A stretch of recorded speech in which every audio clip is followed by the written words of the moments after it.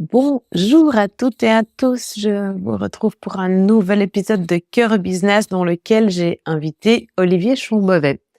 Olivier, il est directeur financier dans le domaine de la santé et il est CEO de The Ways Partner.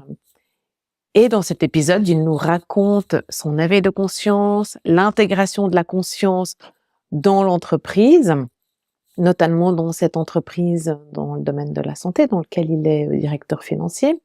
Et puis, il nous raconte aussi la réception de deux méthodes pour intégrer la conscience, soit dans nos vies, soit dans l'entreprise, et qui sont des méthodes en fait qu'il a canalisées et qui s'appellent la fresque de l'éveil de conscience et la fresque de l'entreprise consciente.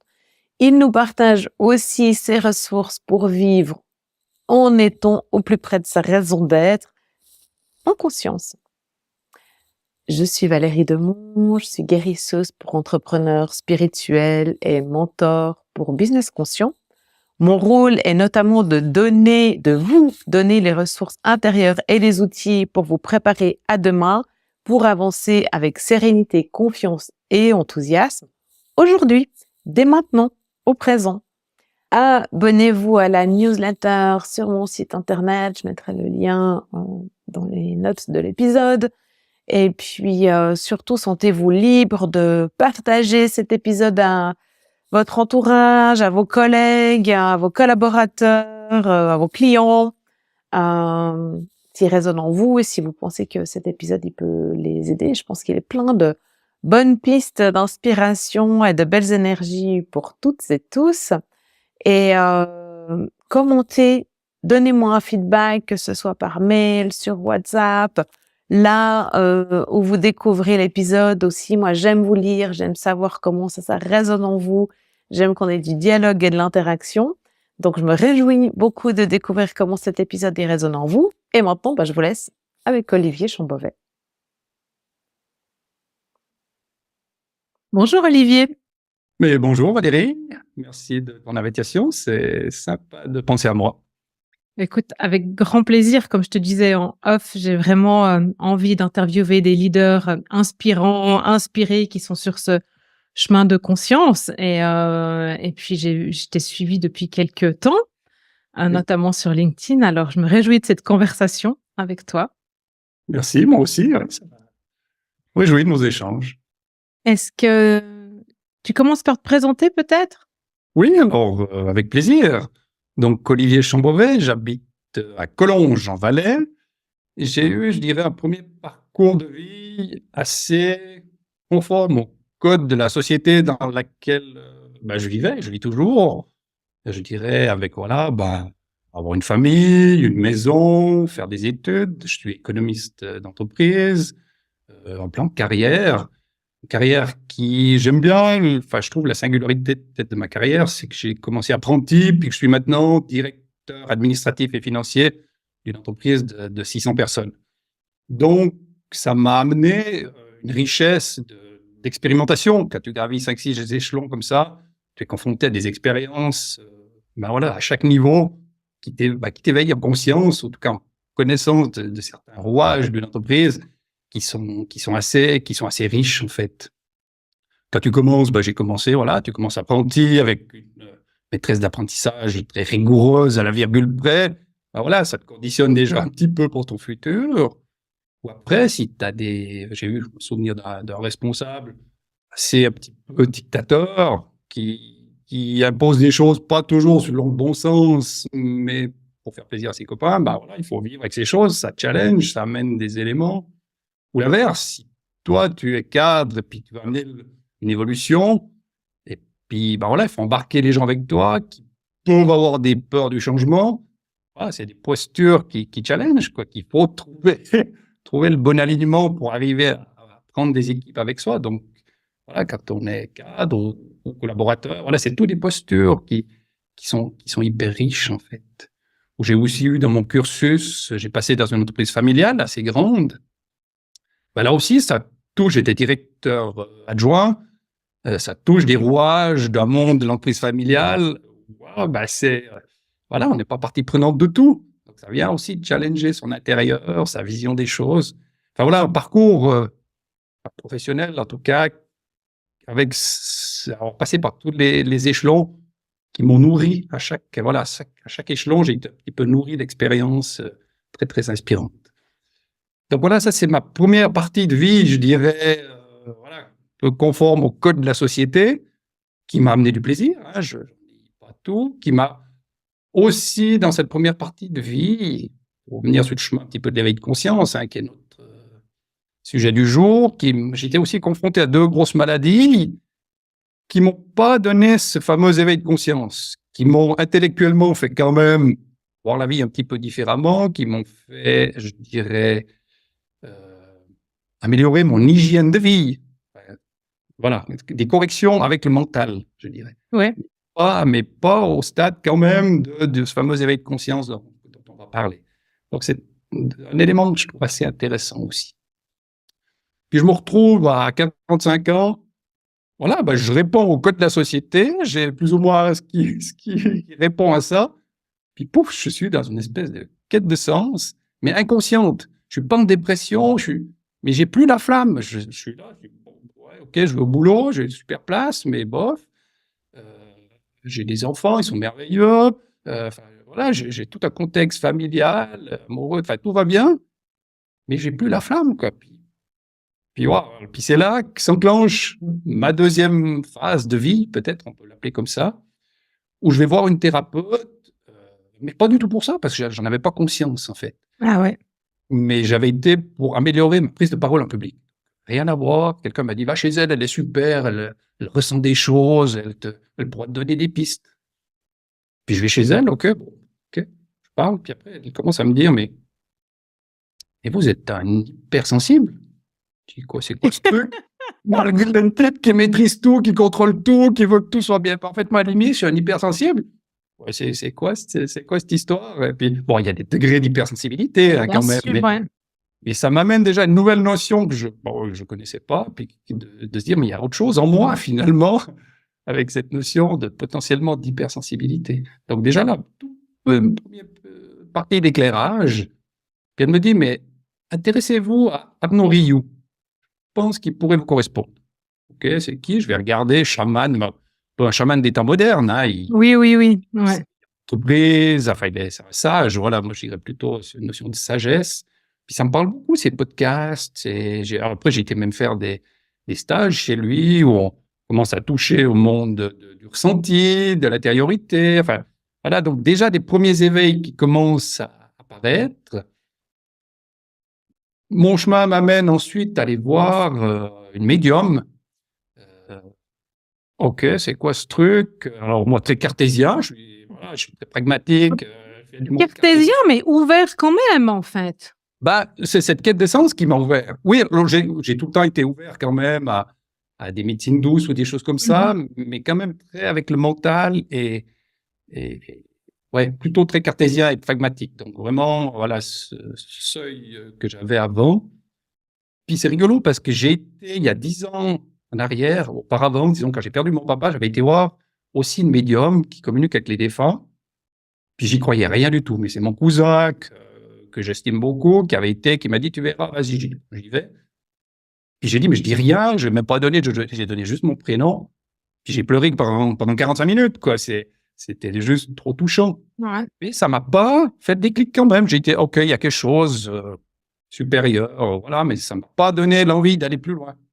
Tandis que là, dans mon chemin d'éveil de conscience, enfin, dans ce parcours de quête de sens, finalement, là, j'ai eu besoin d'aller voir. Et avec ce côté cartésien, j'ai dit, bon, maintenant, je vais y aller à fond. On va voir si ce monde de l'invisible du subtil, il existe. Et alors, je suis entré dans une espèce de boulimie, de lecture, de formation, de stage, qui finalement, m'a fait découvrir ce monde du subtil que je ne connaissais pas du tout, quoi. Puis c'est là, à force de pratique, j'ai eu ce fameux éveil de conscience, un jour où, tac, on est connecté à soi, on est connecté à son âme, puis tout change, quoi, les ressentis, la vision, et puis voilà, donc, voilà, la deuxième partie de ma vie, je dirais, c'est assez récent, hein, on parle de 5-6 ans maintenant, parcours, qui m'a ouvert à cette dimension nouvelle. Et tout en gardant, et c'est ça le challenge, parce que dès qu'on rentre là-dedans, on pourrait se perdre un petit peu là-dedans. Mais non, gardons les pieds sur terre, voilà, on est là. Oui, on est Vivre. dans cette vie-là, quoi. Hein. Ouais. Exactement. Et ramener, alors voilà, ça, j'ai peut-être été un petit peu trop loin, puis après je suis revenu pour trouver mon équilibre, et puis maintenant, c'est ce que je veille finalement, ça vient un petit peu de l'Ayurveda, hein, cet alignement corps, âme, esprit. Pour moi, l'éveil de conscience, c'est ça, c'est amener cette dimension de l'âme, l'esprit, finalement, l'esprit conscient, le mental, le rationnel, on a. Voilà, on est cartésien, on est bon, voilà. Puis on peut, par le développement personnel, disons, la pensée positive, on peut améliorer déjà sa qualité de vie avec le mental, en comprenant ces choses, mais ça reste le mental. Le corps, c'est OK, il faut qu'on en prenne soin, c'est important, c'est aussi du connu. Mais la dimension de l'intériorité de son âme, son être intérieur, on l'appelle comme on veut, hein, c'est égal, je l'avais pas. Et voilà, pour moi, l'éveil de conscience, c'est aller toucher cette troisième dimension, aller ouvrir cette troisième dimension, mais garder l'alignement corps, âme, esprit, pas partir à 100% là-dedans non plus, que dans le mental comme j'étais avant. Donc, voilà, c'est un petit peu ça.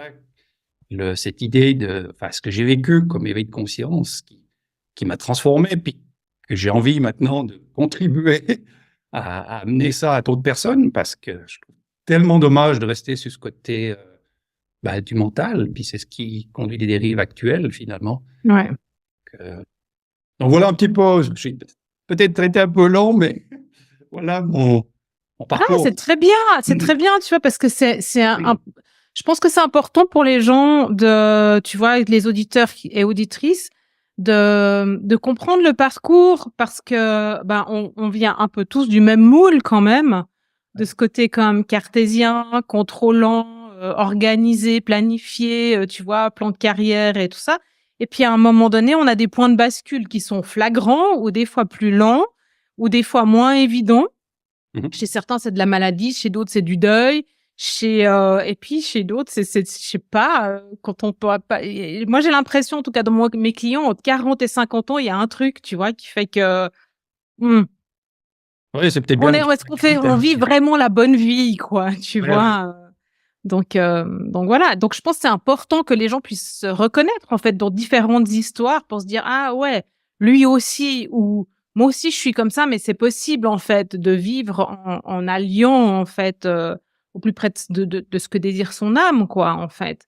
Et je voyais avant que tu parce que bon, on est en vidéo, hein, je sais pas si vous regardez ou vous écoutez, si vous êtes sur YouTube, vous voyez, mais Olivier, il fait des signes en fait près de son cœur. Alors je me demandais en fait si pour toi l'âme elle est là, ou tu vois, quand tu parlais de l'âme, tu remets toujours les mains vers ton cœur.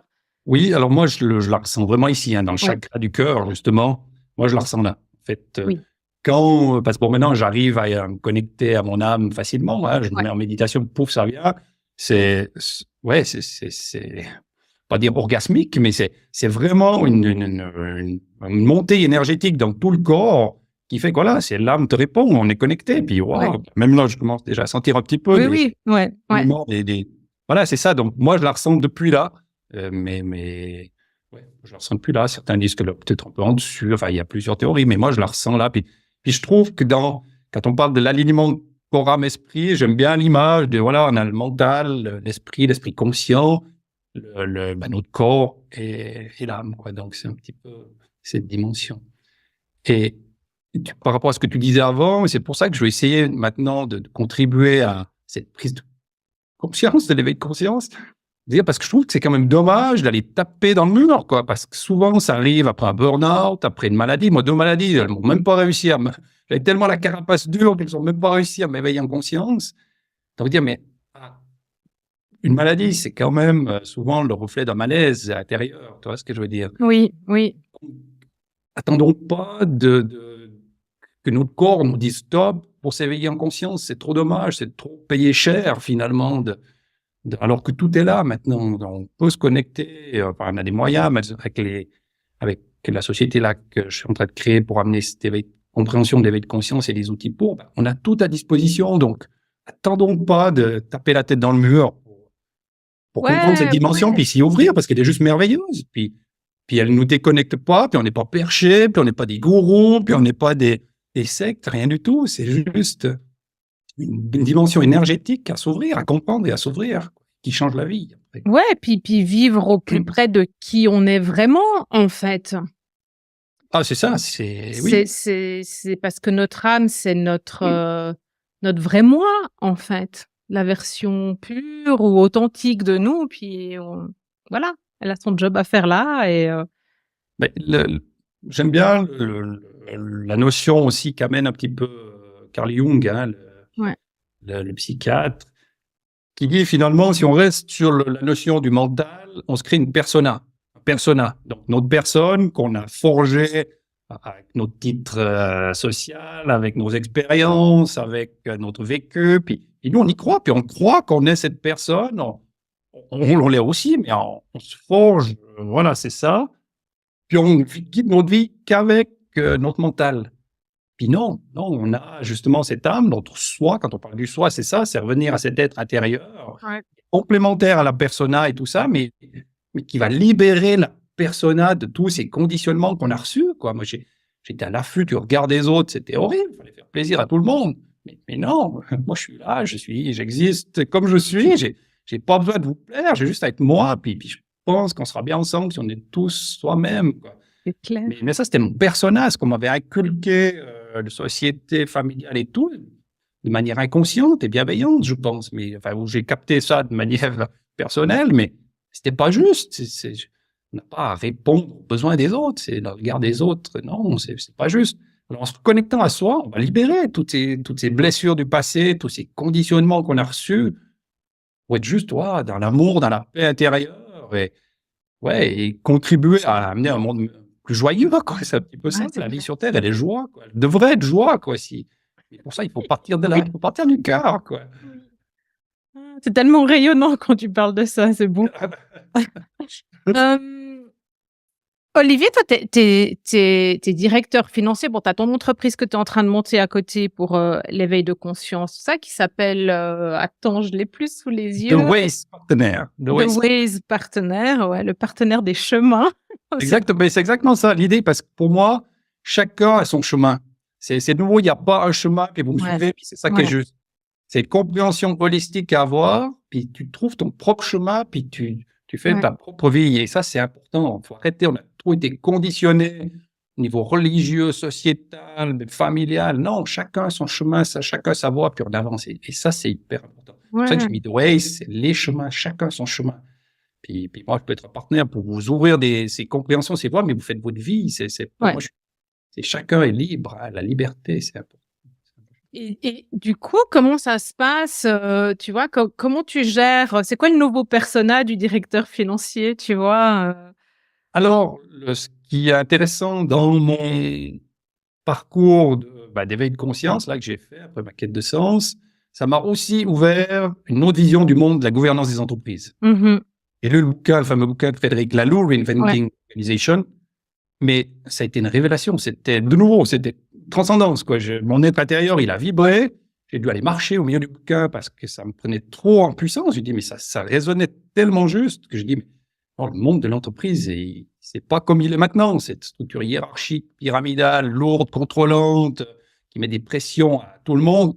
C'est pas ça le monde de l'entreprise. Alors j'ai commencé à monter un premier concept d'entreprise consciente, mais issu, je dirais plus des formations, des lectures que j'ai vues, donc un peu construites avec mon mental. Et puis, mais c'est un super outil, hein, c'est l'outil qu'on déploie dans l'entreprise où je suis depuis 2 ans maintenant, où j'ai monté une boussole des 4 C. Et puis, on ouvre différentes dimensions, clairvoyance, cœur, collaboration et coopération. Puis on a des outils dans chaque cap, finalement. On va faire des cours sur le feedback, on va faire des cours sur la culture positive de l'erreur. On va faire, chaque équipe fait des chartes d'équipe pour définir ses propres règles du jeu. On amène de la bienveillance et on passe en gouvernance partagée. Ces nouveaux modes de gouvernance, bien expliqués dans le bouquin de Frédéric Laloux. Donc, voilà, ça fait 2 ans maintenant qu'on déploie ce concept, qu'on expérimente sur la base volontaire, de groupe volontaire, puis on avance. On contacte tous nos cadres pour faire un bilan, savoir un petit peu et tout ça. Donc voilà, une première expérience issu de mon parcours, mais plus avec le mental, cette première version du concept d'entreprise consciente, dont le socle reste quand même. Puis après, avec ces nouvelles facultés, en fait, dans mon chemin d'éveil, deux fois quand on s'éveille en conscience, on ouvre des nouvelles facultés. Alors moi, j'ai été tester la guérison, ça marche, mais ça m'a pas appelé, c'était pas une vocation pour moi, les guérisseurs ou voilà. Par contre, je l'utilise pour moi. Dès que je me sens un petit peu fatigué ou moins bien, je fais venir l'énergie de guérison. Puis avec ça, ça fait 2 ans que je suis plus malade. Et puis, j'ai été tester ça et la médiumnité. Chez moi, ce qui a vraiment résonné, la faculté qui a émergé, quand on est connecté à soi, il y a des facultés qui émergent, c'est l'écriture intuitive. Ouais. Et puis cette faculté, de nouveau, elle a révolutionné ma vie parce que tu poses une question, puis tu reçois des réponses, quoi. Alors, il faut se mettre en méditation, en état de conscience modifié, pose ta question, puis tu laisses venir les choses. Et puis ça m'a donné tout le concept de The Ways Partner. Tous les produits de The Ways Partner sont conçus en écriture intuitive. Donc, c'est même pas moi, avec mon cerveau, comme j'avais fait la première version de l'entreprise consciente, j'ai reçu une version de l'entreprise consciente améliorée. Fait avec 2 produits, une fresque, ces ateliers didactiques, comme la fresque du climat et tout ça, pour éveiller à ces nouvelles notions de l'entreprise consciente. Et un parcours complet de l'entreprise consciente qui est beaucoup plus complet encore que celui qui reprend, où il y a aussi les fondements de ce que j'avais amené qui reviennent dedans, mais qui ouvrent sur d'autres dimensions que j'ai reçues comme ça. Donc ça, c'est nouveau, mais c'est un truc, alors on peut se dire, mais il est complètement... Non, alors à moi, tu peux pas dire il est complètement, tu vois, parce que je pense que je suis complètement aussi, tu vois. Ça m'a rassuré. On est complet, tu vois. Ouais. Mais dire qu'on peut recevoir des trucs comme ça qui viennent pas de notre mental, c'est un petit peu assez fou. Ce qui m'a quand même rassuré à un moment donné, j'avais discuté avec, il a écrit un livre, le docteur Jacques Besson. Je sais pas si je peux parler de lui, mais je pense qu'il a écrit un livre où il cite en fait que lui, il est psychiatre, directeur d'un pôle psychiatrie. Et puis, en fait, il cite dans son bouquin que le protocole des alcooliques anonymes, qui a été créé en 1930 par un docteur, qui a soigné 65 millions de personnes, a été conçu, alors ils appelaient ça l'écriture automatique, conçu en écriture automatique à l'époque. Donc voilà, j'ai rien inventé non plus. Puis ça m'a rassuré dans le sens que ce que je reçois, c'est pas trop perché, c'est une faculté qui existe et puis qu'on a tous, mais il suffit de s'y connecter, quoi. Donc ça m'a rassuré sur mes produits aussi, sur ce que je reçois. Les textes de ton site internet, tu les as rédigés comme ça? Non, alors pas ceux-là. Non, ceux-là, là, j'ai travaillé avec j'ai des personnes qui m'entourent parce que voilà, comme je suis encore en activité à 75% dans l'entreprise là, je lance maintenant à 25% cette activité accessoire. Voilà, il faut que j'ai des personnes qui me soutiennent. Alors, non pas les textes du site internet. Par contre, dans mes produits, toutes les fresques, les parcours, ça c'est tous des textes reçus en écriture intuitive. Je vais faire aussi un sorte de podcast, pas d'interview comme tu fais toi, mais où je vais passer des messages que je reçois. Je dis voilà, c'est quoi je sais plus ce que j'avais fait, la différence entre la connaissance et la conscience, par exemple. Bon, je reçois le texte, puis alors je vais les diffuser sous forme de podcast aussi. Que ça puisse servir à des gens si ça résonne ou pas, ou sur l'intelligence artificielle. Tu peux poser toutes les questions que tu veux. Ta vie privée aussi, souvent, je me connecte, puis je pose des questions sur ma vie. Un message qui m'éveille en conscience sur ma vie, puis ça me passe des messages de guider un petit peu. Ça paraît un peu fou, mais... Non, c'est génial. Moi, j'adore, tu sais. Et moi, je viens du marketing et puis je change en fait les pratiques marketing en fait comme ça. Je me suis rendu compte en fait que depuis que je suis à mon compte, toutes les stratégies que j'ai rédigées pour des clients ou les idées que j'ai, c'est toutes des choses que je reçois en fait. C'est pas mon mental. Et en fait, je me disais mais d'où c'est venu et tout ça. Et en fait, ça a toujours été reçu, tu vois, de manière intuitive ou canalisée ou voilà. Et tu te dis mais c'est fou quand même de te rendre compte qu'en fait, tu as fonctionné comme ça depuis toujours, tu vois. Et c'est juste incroyable. Et je me dis, mais moi, j'ai envie que le monde du marketing change. Alors, toi, c'est peut-être la finance ou, tu vois, le monde de l'entreprise. Mais moi, j'ai envie qu'on change la manière dont on fait le marketing, tu vois, parce que je trouve que c'est notre manière de vendre et de faire notre publicité, tout ça qui nous a conduit un peu dans le monde dans lequel on est, tu vois, avec ces surconsommations. Et je pense que si on change, en fait, tu vois, si on infuse de la joie plutôt que du manque, je pense que ça peut conduire, en fait, aussi, tu vois, à amener des belles choses, dans le monde, quoi. Pour moi, si tu parles de marketing, il faut passer d'un marketing d'influence pour vendre un maximum de produits à un maximum de personnes qui n'ont rien demandé. Il faut passer à un marketing à mission. Parce que voilà, c'est un outil, il faut garder je veux dire, dans le développement économique, il y a plusieurs évolutions, hein, mais les dernières années, on était vraiment sur une notion de surconsommation poussée par les outils marketing, justement. Mais si on prend la puissance de ces outils-là pour une mission, pour développer cette conscience, cette création ensemble d'un monde meilleur, c'est génial. Parce que notre vision, enfin, l'évolution qu'on a eue là, qui malheureusement amène à la dérive où on est, elle a quand même eu du bon. Donc, il faut garder le bon des expériences du passé. Il ne faut pas tourner. Il faut prendre le bon, puis corriger, ajuster ce qu'il y a. Donc, on a amélioré la qualité de vie, enfin, le confort, en tout cas, les maladies. Enfin, il y a plein de choses qui ont été améliorées dans ce cycle économique qu'on a fait. Mais maintenant, on doit changer de cycle. Il y a un nouveau cycle terrestre qui s'ouvre. Puis c'est à nous de construire en gardant les outils du passé, puis en les améliorant. Exactement. Ouais. Tu vois, enfin, je pense même si tu prends, tu vois, des entreprises qui ont 20, 30 ans, 50 ans, 200 ans, elles, à la base, elles ont quelque chose de noble, tu vois. La raison pour laquelle elles ont été créées, à la base, c'est noble, quoi. Tu vois, si tu reprends Henry Ford ou voilà, c'était que, je veux dire, il a envie que tout le monde puisse avoir accès à la voiture, puisse se déplacer, puisse vivre mieux. Et au final, à un moment donné, ça s'est perdu et voilà, sous l'identification du persona ou d'autres choses, quoi, tu vois. Et je pense que c'est important qu'on revienne, tu vois, à ça, à la vision du fondateur, à cette noble cause, en fait, qui était là. Là, pour moi, on touche le cœur justement de l'entreprise et de l'entreprise consciente. Ouais. Les entreprises, pour moi, elles ont oublié leur valeur suprême qui était de servir le bien commun. Exactement. C'est ça. On est là pour servir le bien commun. On se réunit, une équipe de personnes pour amener de la valeur ajoutée au monde, pour servir le beau, l'utile. Mais ce qui s'est passé, les économistes, j'en suis un, mais voilà, c'est comme ça, ont compris qu'en disant mais si je vends un petit peu plus cher, j'ai plus de marge, je vais gagner plus de sous. Et puis, on arrive à une espèce de dérive où on a perdu cette valeur suprême des entreprises de servir le bien commun au profit de l'actionnariat et on a fait de l'argent une finalité. Et c'est ce qui concourt à la dérive du monde maintenant parce que tout est piloté par l'argent et pour l'argent. Ouais. De nouveau, il ne faut pas crier au loup contre l'argent, il faut juste le remettre à sa bonne place, qui est un moyen, c'est juste un moyen pour bien vivre, pour servir le bien commun, puis faire en sorte que notre entreprise, elle soit épanouissante à l'intérieur, à l'extérieur, qu'elle rayonne avec toutes les parties prenantes. Puis là, ça ira mieux. Mais remettre le bien commun au centre de la conscience. Il y a 5 fondements.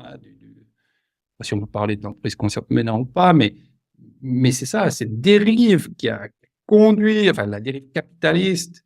Alors, gardons le bon du système de libre arbitre, de libre échange, même l'argent, des choses comme ça. On garde le bon, mais toute cette dérive sur l'argent, sur la maximisation personnelle, on corrige. On garde le bon, le marketing, on le convertit en marketing à mission. La puissance de l'entreprise, il faut la garder aussi parce qu'on voit maintenant avec la grande démission, les gens, ils veulent tous se mettre à leur compte ou des choses comme ça, mais c'est pas la solution non plus parce qu'on peut pas être tous à son compte et croire que l'économie va fonctionner non plus. Non, et puis tout le monde n'est pas fait, tu vois, pour être à son compte, comme il y a plein de coachs, en fait, qui émergent de partout, mais tout le monde n'est pas fait pour être coach non plus, en fait.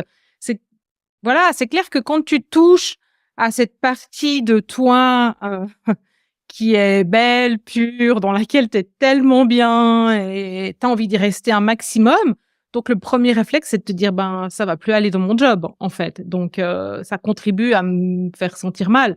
Donc, j'ai envie de partir. Mais c'est parce que l'entreprise est ancienne génération, n'est pas nouvelle génération. Enfin, pour moi, entreprise consciente, voilà, c'est le concept que j'ai d'amener.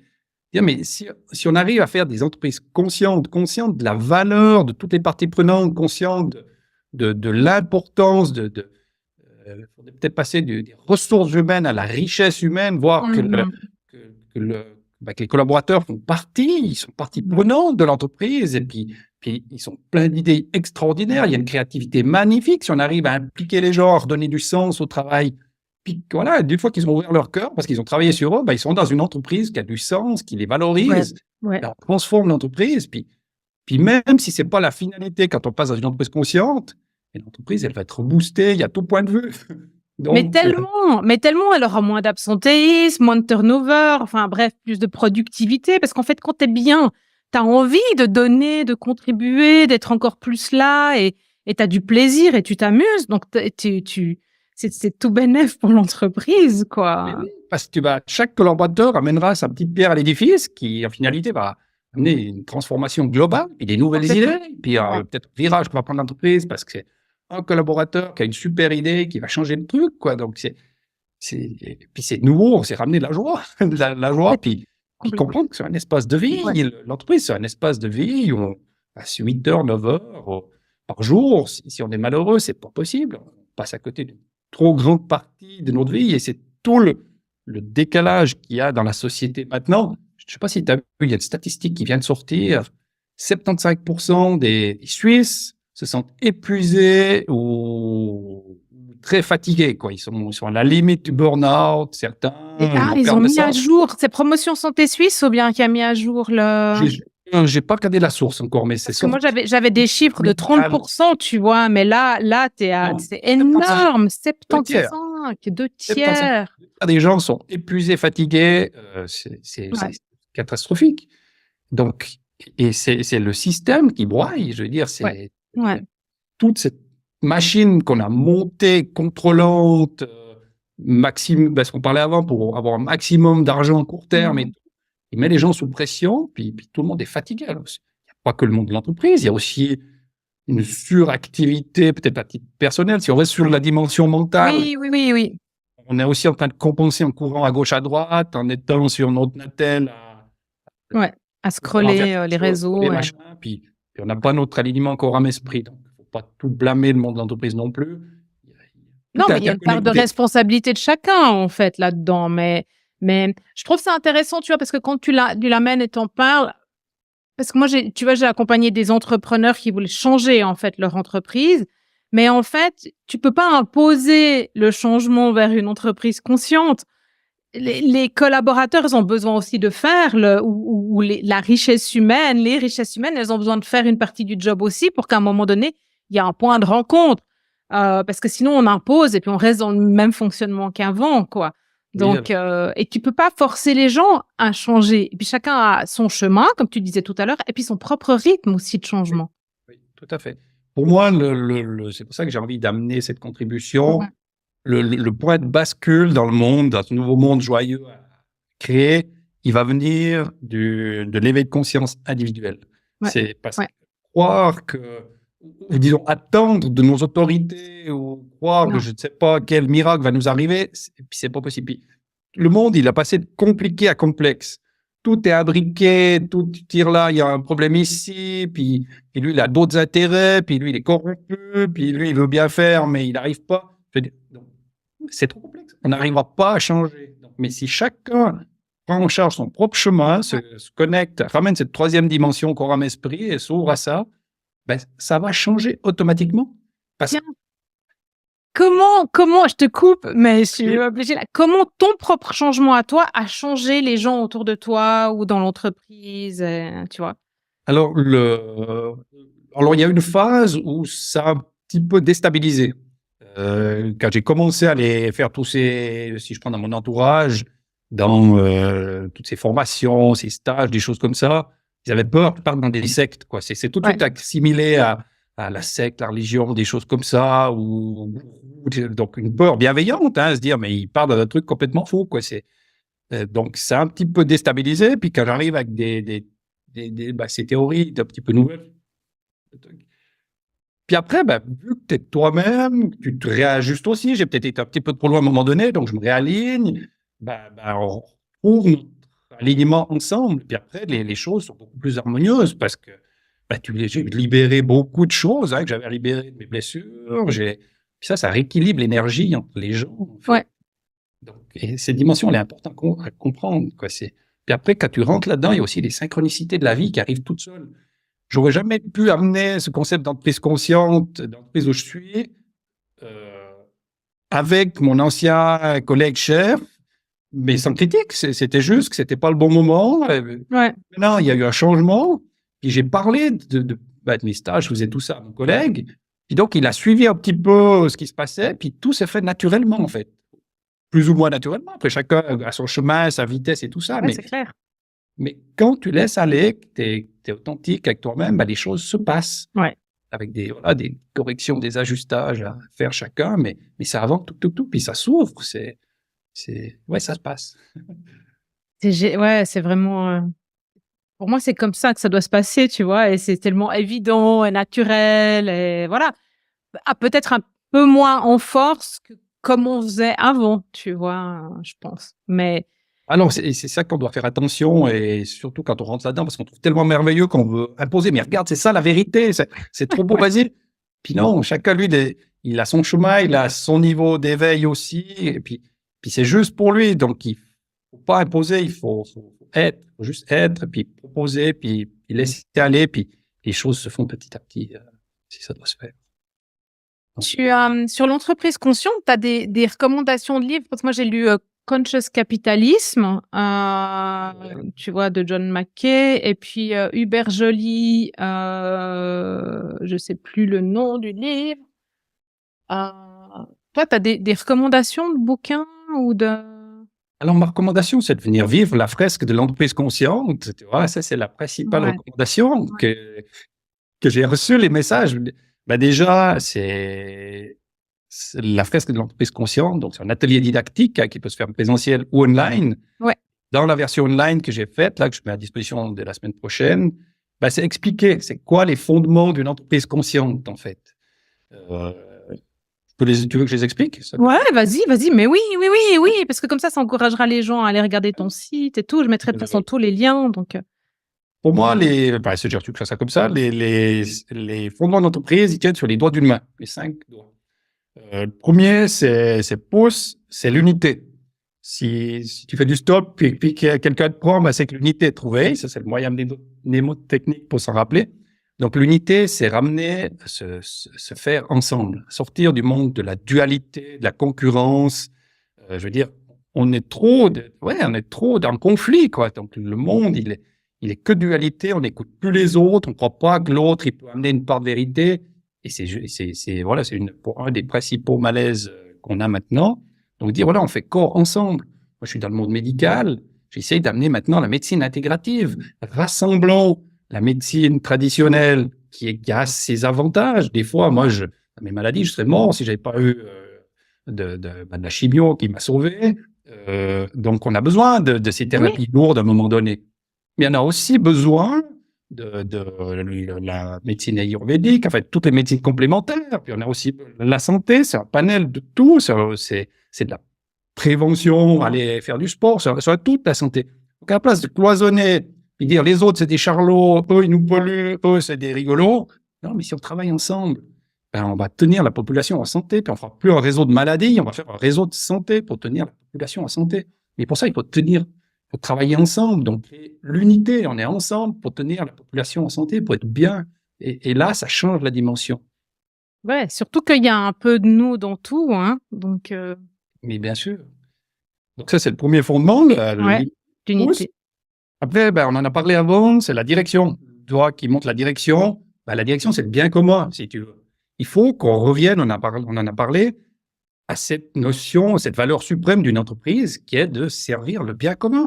Et ça change toutes les dynamiques de réflexion de l'entreprise. Mais de nouveau, c'est pas parce qu'on sert le bien commun qu'on va être moins profitable, qu'on va pas servir toutes les parties prenantes. Ça change juste la philosophie, et puis on va corriger certains produits qui servent pas le bien commun, on va travailler de manière différente. Mais l'entreprise va être tout autant pérenne, tout autant... donc, il faut pas croire on cherche pas que l'argent court terme, on sera pas pérenne et que tout ira bien. Donc, voilà, revenir sur cette notion du bien commun. Après, le troisième fondement, c'est rigolo, c'est le doigt là, mais c'est celui qui dépasse, hein, c'est drôle, c'est s'intéresser au capital. Voilà. On a parlé aussi de la pollution d'argent, une entreprise consciente, elle ose en parler. C'est pas un sujet tabou. Puis c'est se dire, le capital, faisons-en pas une finalité, mais un moyen de servir le bien commun, travailler en unité. Puis c'est OK. Puis c'est OK de gagner de l'argent. On n'est pas non plus, on va pas revenir sur des modèles communistes ou j'en sais rien quoi. C'est pas de ça qu'on parle. C'est OK si tu as une entreprise, que tu gagnes de l'argent, c'est OK que tu as un revenu aisé. Moi, ça me pose pas de problème. Après, il y a des seuils où c'est plus possible. Je veux dire, il y a des niveaux d'argent de milliards. Alors qu'il y a des gens qui meurent de faim, c'est pas possible. Il y a quelque chose qui joue plus dans la répartition des richesses. Alors voilà, on passe pas un ancien système qui était pas bon. On crée un nouveau en osant affronter ce mode du capital, en osant gagner bien sa vie, en ayant confort pour tout le monde. C'est ce qu'on doit amener du confort à tout le monde dans le monde. C'est pas de... Donc voilà, réfléchissons, abordons ceci. Puis peut-être qu'il va diminuer. On va équilibrer les droits et les parties prenantes. Mais pour l'instant, il est là. Donc parlons-en, puis ramenons-le à sa bonne finalité. Ouais, mais tu vois, une entreprise qui a de l'argent, elle peut investir dans la formation de ses collaborateurs, dans le développement technologique, dans plein de choses, en fait. Donc, elle a besoin de faire du profit pour... Enfin, je vais pas rien t'apprendre, t'es directeur financier, tu vois. Mais elle a besoin de faire en tout cas, de la marge, quoi, pour... Puis c'est OK, je veux dire, c'est OK. Il faut pas diaboliser l'argent non plus, mais il faut le remettre c'est un moyen qui nous sert à servir tout ce qu'on est en train de discuter là. Puis c'est OK, puis ça va bien. Puis t'as un bon revenu, c'est OK aussi. Je veux dire, c'est pas un souci. Donc ça, c'est le troisième fondement d'entreprise consciente. Et le quatrième, l'annulaire. Voilà, comme les fiançailles réussies. Donc ça, c'est les collaborateurs. Voir nos collaborateurs comme étant partie prenante de l'entreprise, c'est pas des ressources à disposition comme des processus. Non, c'est de la richesse. Ils font partie. Ils peuvent amener une créativité folle. Ils doivent se sentir bien dans notre entreprise. On en a parlé avant. Voilà, c'est le quatrième fondement, s'occuper des collaborateurs. Puis le dernier, le plus petit doigt là, mais il est quand même super indispensable pour l'équilibre. Autrement, la main n'est pas équilibrée. C'est la nature, le vivant. Comprendre finalement qu'on fait partie du vivant. On a l'humain maintenant, on a eu une dérive aussi de se croire supérieur au vivant. Mais non, on est juste une espèce parmi tant d'autres. Donc, il faut prendre en compte cette dimension du vivant, qu'on est une espèce parmi tant d'autres, puis on fait avec, on les respecte, et puis ça ira beaucoup mieux. Parce que si on ne tient pas compte du petit doigt, on voit ce qui se passe. Le réchauffement climatique, la biodiversité qui est flinguée, sur 9 limites planétaires, on en a 6 de dépassées. Donc, on court un autre fin parce qu'on ne prend pas en compte. Il est tout petit, mais il est hyper puissant. Donc voilà. Donc, c'est 5 dimensions sur lesquelles une entreprise consciente doit reposer son socle. Tu vois ce que je veux dire?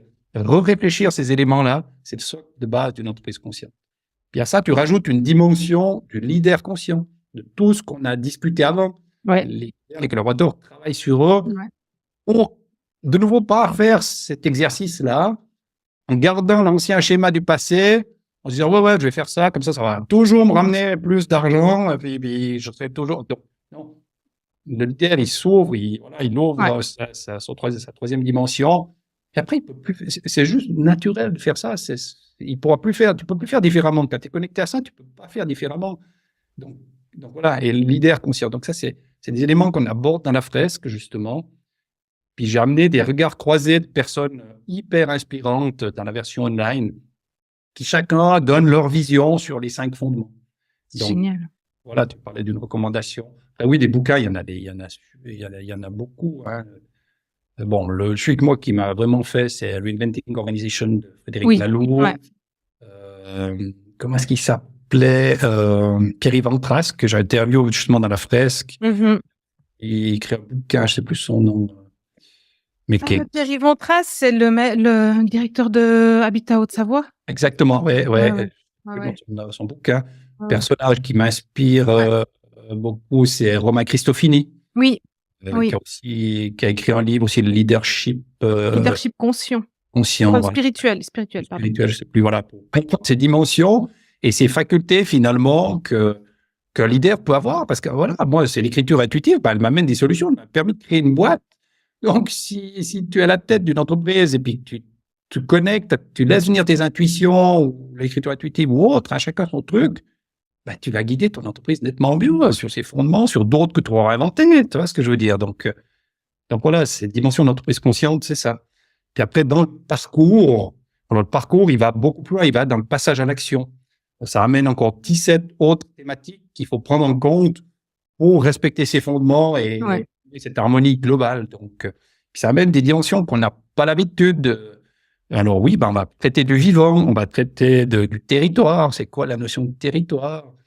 On va traiter de la notion de sagesse. Voilà, ramener de la sagesse pour chaque personne, de conscience aussi, d'évolution organique. Enfin voilà, il y a d'autres dimensions que l'entreprise, le patron d'entreprise va les découvrir dans ce parcours. Puis, comme je disais avant, il faut qu'on sorte des dogmes, des choses, des carcans imposés. L'idée, c'est que chacun prenne ce qui lui parle. Il va mettre dans sa boussole l'outil, il va dire, moi, je vais commencer par traiter cette thématique-là. Je vais faire mon manifeste déjà de l'entreprise consciente sur les 5 fondements. Je vais dire comment je me positionne. Puis après, je vais prendre, on va commencer par passer en gouvernance partagée. Puis on va s'occuper du vivant. Puis tu crées ce qui est juste pour toi au bon moment. Mais là, tu as tous les outils, je les ai reçus, ils sont à disposition maintenant pour évoluer vers ce monde meilleur.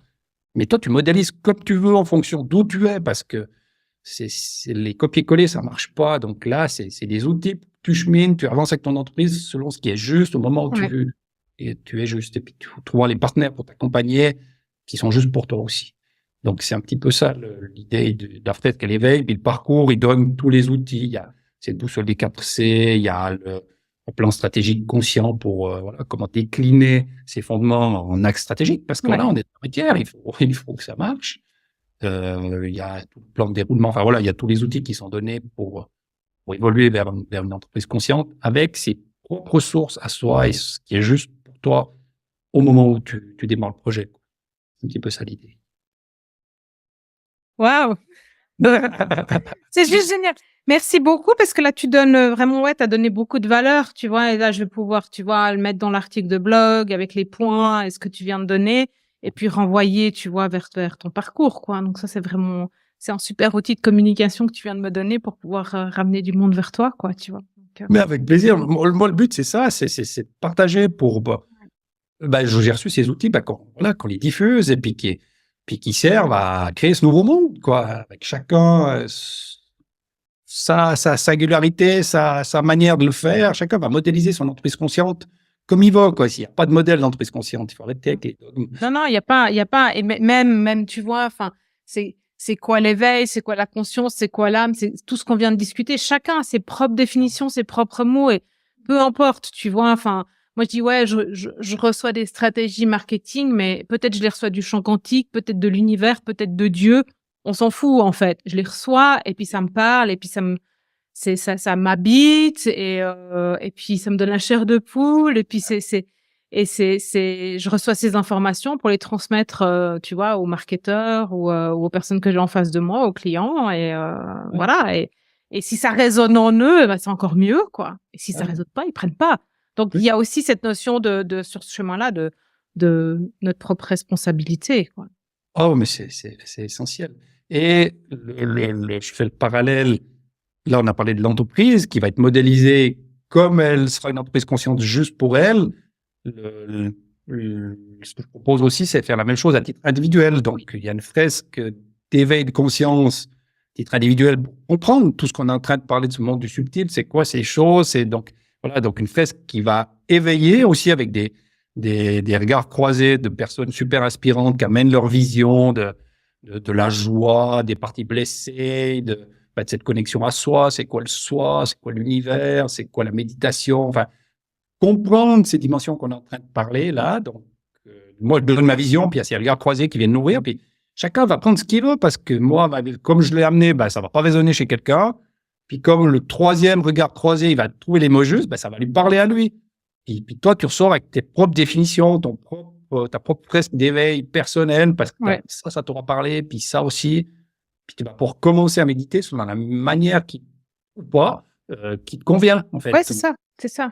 Voilà, Oui, parce que tu vois, on invite les gens à méditer, et puis, tu vois, moi, ça fait hyper longtemps que je médite, mais j'ai fait du chemin aussi parce qu'au début, je me disais, enfin, tu vois, je sais pas, j'ai commencé il y a plus de 15 ans à méditer. Et au début, mais je disais à une copine, je dis, même pour moi, c'est pas possible, j'arrive pas à arrêter mes pensées, quoi. Bah oui. Jusqu'au moment où j'ai compris qu'en fait, c'est pas le but.